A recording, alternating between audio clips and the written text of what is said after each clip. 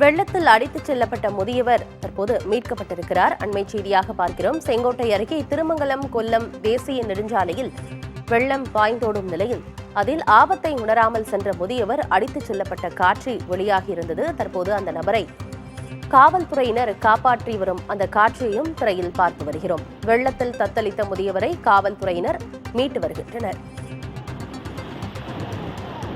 விவரங்களோடு செய்தியாளர் சுந்தர மகேஷ் இணைந்திருக்கிறார். சுந்தர மகேஷ், வெள்ளத்தில் தத்தளித்த அந்த முதியவரை காவல்துறையினர் மீட்கும் காட்சிகளை திரையில் பார்க்க முடிகிறது. என்ன விவரம்?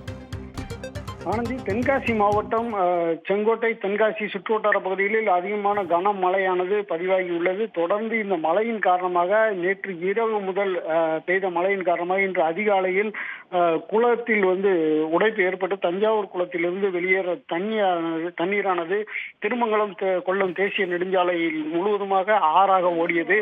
இதன் காரணமாக இந்த வெள்ளப்பெருக்கின் காரணமாக கேரளாவிற்கும் தமிழ்நாட்டிற்கும் உள்ள போக்குவரத்து பல மணி நேரம் தடைப்பட்டது. இந்த சூழலில் அந்த பகுதிக்கு செல்லாதவாறு தீயணைப்பு துறையினர் மற்றும் காவல்துறையினர் பாதுகாப்பு பணியை தீவிரமாக ஈடுபட்டு வந்தனர். அவர்கள் அறிவுறுத்தியும் கேட்காமல் அந்த பகுதியிலிருந்து மற்ற பகுதிக்கு, அதாவது இந்த சாலையிலிருந்து அந்த சாலைக்கு செல்வதற்காக முதியோர் ஒருவர் உள்ளே சென்றார். அந்த தண்ணீரில் அவர் இழுத்துச் செல்லப்பட்டார். அங்கிருந்த உடனடியாக அங்கு காவல்துறையில் பணியாற்றி வந்த காவல்துறை பணியாளர்கள் உடனடியாக அவரை மீட்பதற்காக ஓடி சென்று தங்கள் உயிரையும் கூட பொருட்படுத்தாமல் உள்ளே சென்று அவர்களை மீட்டு வெளியே கொண்டு வந்தனர்.